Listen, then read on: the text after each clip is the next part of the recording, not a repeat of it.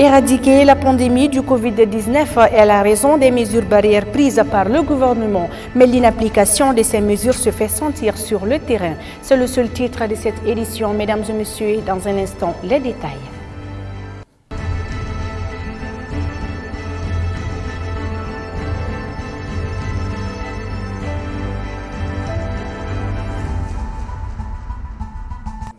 Bienvenue à toutes et à tous dans le 19h30 de Onde TV. Les mesures prises par le gouvernement contre le coronavirus le 18 décembre dernier ont durement affecté le quotidien des Maliens. Comment les uns et les autres conçoivent cette nouvelle décision prise pour la circonstance, notamment l'état d'urgence? Quelles peuvent être leurs conséquences? L'élément de réponse avec Aminata Koumaré et Ibrahim Sow.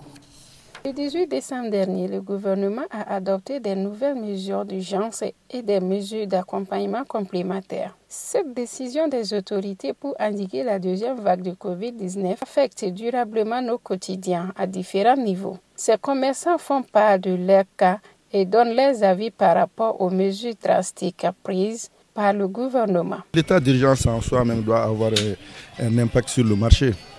Parce que l'état d'urgence demande la restriction de certaines mesures. Par exemple, la restriction de la libre circulation ou bien de la restriction de l'information, de la presse. Donc cela doit jouer forcément un impact sur le quotidien des gens. Surtout, tous les Maliens vivent de la circulation. Il faut qu'on se déplace pour aller chercher notre gain. Ça, c'est normal. Il y a certains qui partent la nuit. Il y a certains qui vont le jour. Bon, ceux qui travaillent la nuit, ce n'est pas facile. Quand il y a l'état d'urgence, ça va leur peiner. Ça, c'est sûr. Son impact est normal. Mais dans ces cas aussi, l'état d'urgence est normal. Parce que c'est la santé. C'est la santé des gens, est-ce que tu vois? Et pour vivre, il faut que tu sois en très bonne santé, est-ce que tu vois? Pour aller chercher ton gain, il faut que tu sois en très bonne santé. La santé même est la première chance. Donc, moi, en réalité, je suis d'avis avec les autorités sur cette position-là. Il faut que nous garantissions notre santé d'abord pour pouvoir chercher notre gain. Donc, moi, je suis d'avis avec eux, franchement. Pour certains, l'état d'urgence qui fut pris par le responsable du pays est une bonne décision qui doit être appliquée pour notre survie, même si cela ruine d'une part nos sources de revenus. Les mesures barrières prises par le gouvernement sont très bien et nous devons vraiment les respecter pour pouvoir sortir de cette impasse.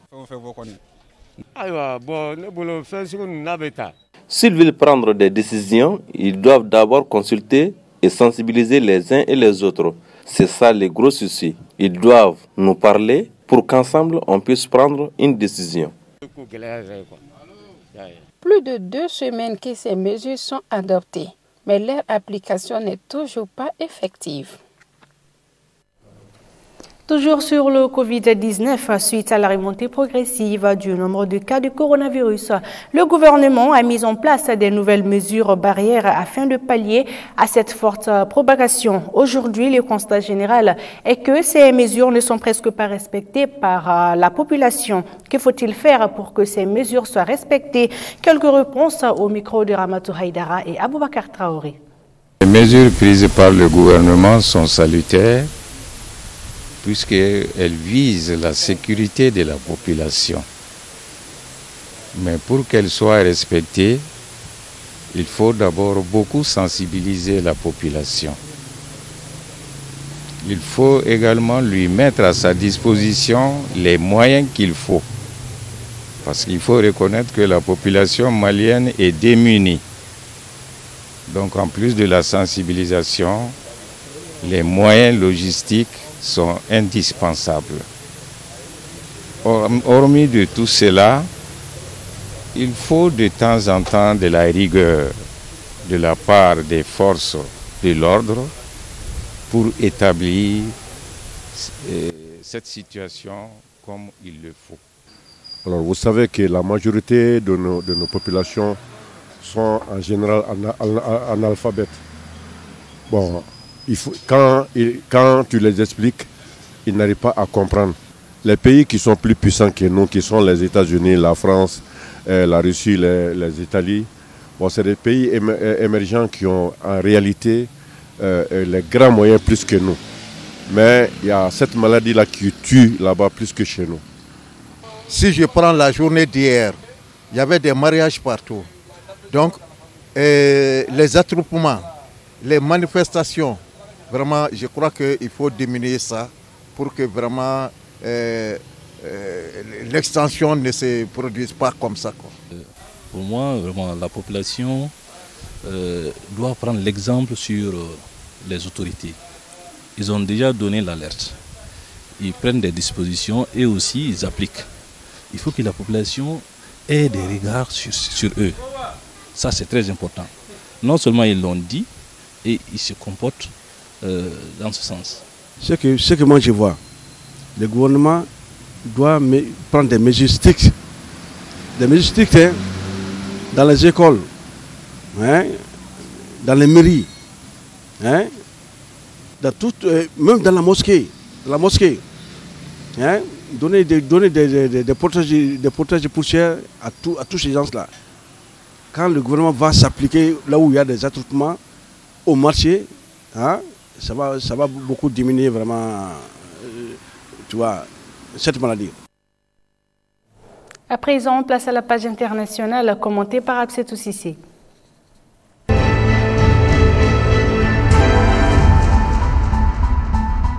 Covid-19, l'Afrique du Sud dépasse le million de cas positifs. L'Afrique du Sud est devenue dimanche soir le premier pays africain à dépasser les millions de contaminations au Covid-19. Après l'annonce des derniers chiffres par son ministère de la Santé, le gouvernement réfléchit à imposer de nouvelles restrictions. En pleine deuxième vague de la pandémie et alors qu'une variante plus transmissible du coronavirus est responsable d'une grande majorité des nouveaux cas. Le pays le plus touché du continent africain a officiellement comptabilisé plus d'1 million de cas positifs et 26 735 morts.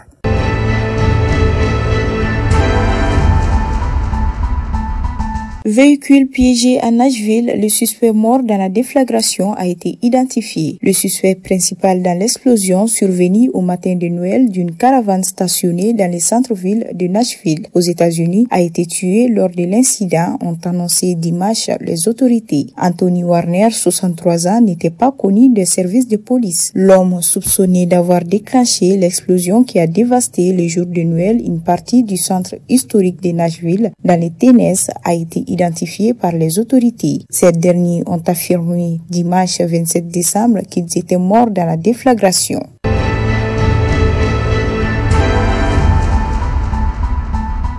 Aux États-Unis, Donald Trump a finalement ratifié les plans de relance de l'économie. Après avoir plongé Washington dans l'incertitude et alors que des millions d'Américains ont perdu ce week-end leur allocation chômage, Donald Trump a finalement ratifié dans la soirée du dimanche 27 décembre le plan de relance de 900 milliards de dollars. Le président américain assure avoir obtenu en contrepartie des engagements de la part des élus républicains. Toutefois, ceci ne le confirme pas. L'annonce est arrivée d'abord sur Twitter, comme d'habitude dans la soirée du dimanche. Donald Trump a dit avoir de très bonnes nouvelles, puis la Maison-Blanche l'a annoncé. Le président américain a signé les plans d'aide à la relance de l'économie.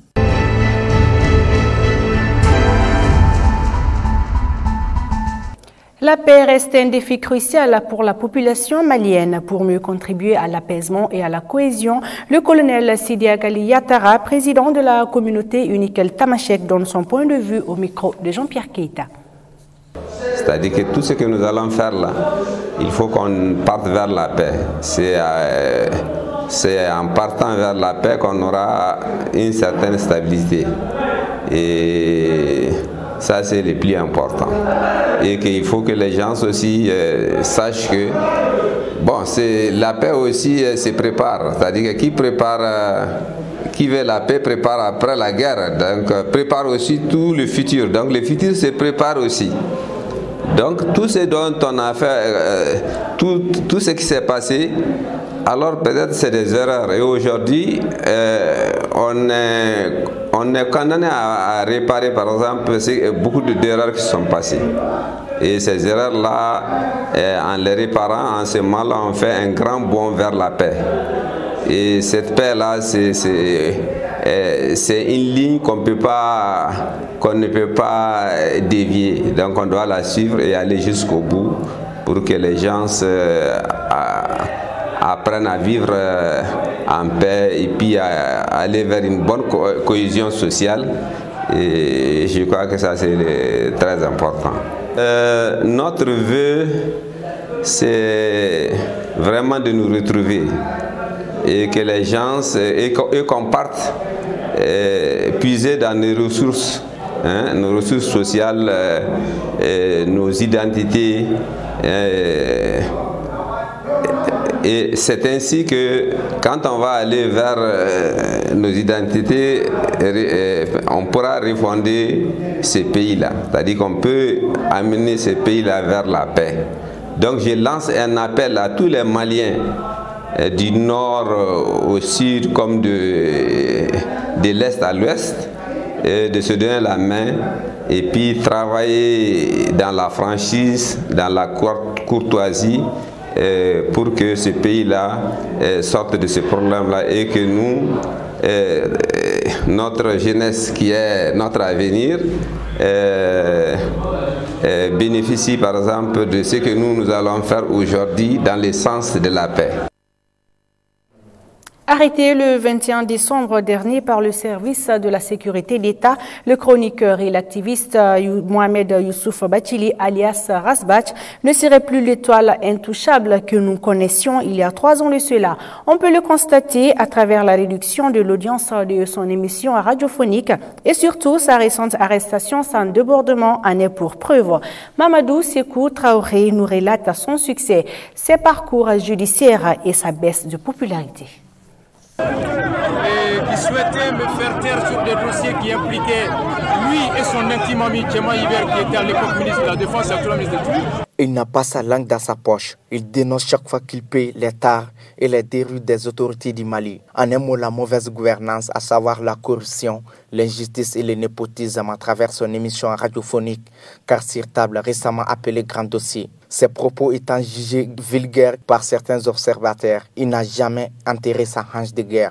Ces mots de critique n'ont jamais manqué face aux problèmes de la société. Il s'agit du célèbre chroniqueur Mohamed Youssouf Bathily, surnommé Razbach. En 2016, lors du mouvement anti-Abana contre la révision constitutionnelle, les autorités d'alors avaient tenté de l'arrêter lors de son retour d'un tournant à la diaspora quand il avait violemment abrévé le régime. Une foule environ 1 million de personnes a décidé de le protéger en sortant massivement pour l'accueillir de l'aéroport international de Modibo Keïta au boulevard de l'Indépendance par père.